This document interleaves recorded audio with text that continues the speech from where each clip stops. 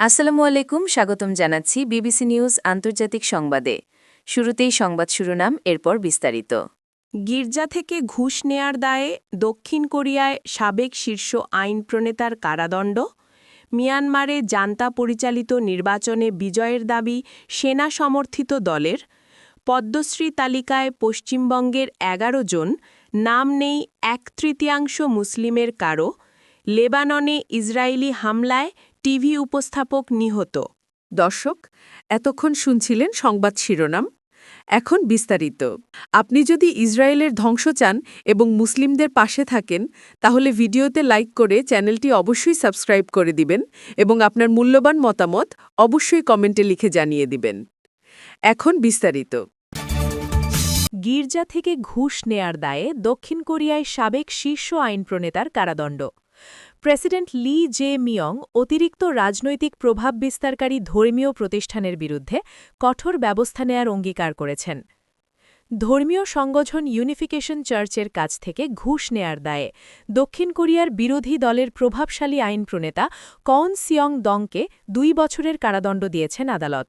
বুধবার এই রায় দেয়া হয়। ইয়োনহাব বার্তা সংস্থা এ তথ্য জানায়। বিশেষ কৌশলীরা কওনের বিরুদ্ধে ৪ বছরের কারাদণ্ডের আবেদন করেন। তাদের অভিযোগ, তিনি গির্জাটির কাছ থেকে ১০ কোটি ওয়ান বা প্রায় $৭০,০০০ গ্রহণ করেছেন। তবে বিচারক তাকে ২ বছরের কারাদণ্ড দেন। সাবেক প্রেসিডেন্ট ইউন সুক ইয়লের ঘনিষ্ঠ সহযোগী কওন ইউন ঘোষিত সামরিক আইনের জেরে সৃষ্ট রাজনৈতিক অস্থিরতার সময় রক্ষণশীল পিপল পাওয়ার পার্টির সংসদীয় নেতা হিসেবে দায়িত্ব পালন করেন। সিউল থেকে বার্তা সংস্থা এএফপি এ খবর জানায়। গত এপ্রিল মাসে ইউন ক্ষমতাচ্যুত হন।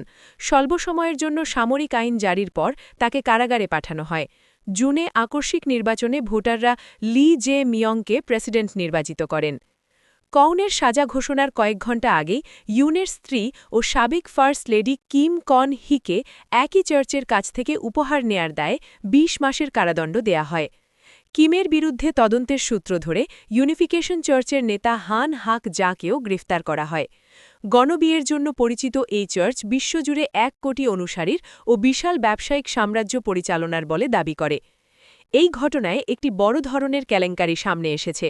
বাম ও ডান উভয় শিবিরের একাধিক রাজনীতিকের বিরুদ্ধে চার্চটির কাছ থেকে অর্থ নেয়ার অভিযোগ উঠেছে।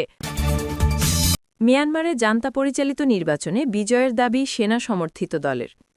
মিয়ানমারে জান্তা পরিচালিত নির্বাচনে দেশটির প্রভাবশালী সেনা সমর্থিত দল বিজয়ী হয়েছে বলে দাবি করেছে দলটির এক সূত্র। সোমবার ইউনিয়ন সলিডারিটি অ্যান্ড ডেভেলপমেন্ট পার্টির বা ইউএসডিপির এক জ্যেষ্ঠ কর্মকর্তা বার্তা সংস্থা এএফপিকে বলেন, তারা ইতোমধ্যে সংখ্যাগরিষ্ঠতা পেয়েছেন।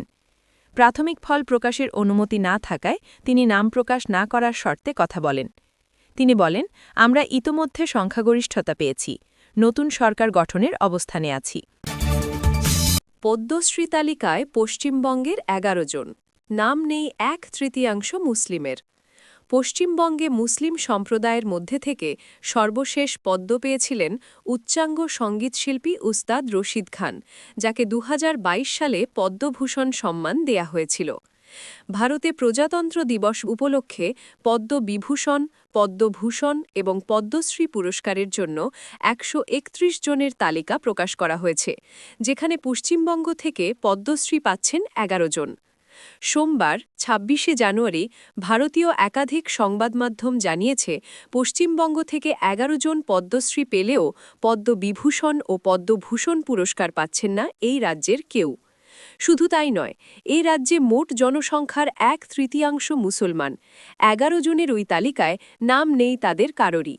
ভারতের কেন্দ্রীয় স্বরাষ্ট্র মন্ত্রণালয় ঘোষিত পদ্মশ্রীর জন্য মনোনীত পশ্চিমবঙ্গের ১১ জন হলেন অভিনেতা প্রসেনজিৎ চট্টোপাধ্যায়, শিল্পী তৃপ্তি মুখোপাধ্যায়, শিল্পী জ্যোতিষ দেবনাথ, সন্তুরবাদক তরুণ ভট্টাচার্য, তবলাবাদক কুমার বোস, চিকিৎসক সরোজ মণ্ডল, সাহিত্যিক অশোক কুমার হালদার, সাহিত্যিক রবিওয়াল টুডু, নাট্যকার হরিমাধব মুখোপাধ্যায় মরণোত্তর, শিক্ষাবিদ গম্ভীর সিং ইয়োনজোন ও সাহিত্যিক মহেন্দ্রনাথ রায়।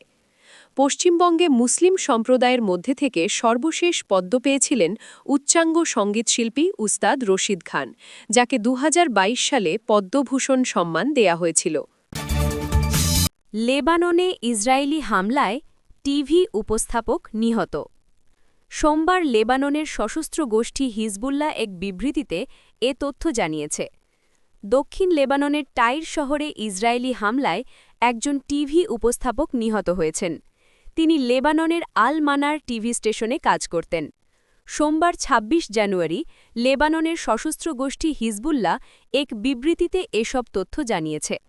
হিজবুল্লাহ জানায়, হিজবুল্লাহ সমর্থিত আল মানার টিভি স্টেশনের উপস্থাপক আলী নূর আল দিনকে হত্যা করা হয়েছে। হিজবুল্লাহ তার হত্যাকাণ্ডকে বিশ্বাসঘাতক হত্যাকাণ্ড বলে অভিহিত করেছে। আল মানার টিভি নিশ্চিত করেছে যে টাইরে হামলায় আল দিন নিহত হয়েছেন। তিনি আল মানার চ্যানেলের ধর্মীয় অনুষ্ঠানের উপস্থাপক হিসেবে কাজ করতেন। লেবাননের তথ্যমন্ত্রী পল মরকোস ইসরায়েলি হামলার নিন্দা জানিয়ে সামাজিক যোগাযোগ মাধ্যমে বলেছেন, এই ধরনের আক্রমণ সাংবাদিক বা মিডিয়া কর্মীদের কাউকে রেহাই দিচ্ছে না। তিনি আরও বলেন, আমরা মিডিয়া পরিবারের প্রতি সংহতি ও সমবেদনা ঘোষণা করছি। এছাড়া আন্তর্জাতিক সম্প্রদায়কে তাদের দায়িত্ব পুরোপুরি গ্রহণ করার জন্য এবং এই লঙ্ঘন বন্ধসহ লেবাননের মিডিয়া প্রফেশনালদের সুরক্ষা নিশ্চিত করার জন্য জরুরি পদক্ষেপ নেয়ার আহ্বান জানাচ্ছি। সোমবার আল দিনের হত্যার আগে কমিটি টু প্রোটেক্ট জার্নালিস্টের এক সমীক্ষা অনুসারে ২০২৩ সাল থেকে লেবাননে ইসরায়েলি হামলায় কমপক্ষে ৬ জন লেবানিজ সাংবাদিক নিহত হয়েছেন। অন্য পর্যবেক্ষকরা লেবাননে সাংবাদিকদের নিহতের সংখ্যা ১০ জন বলে জানিয়েছেন।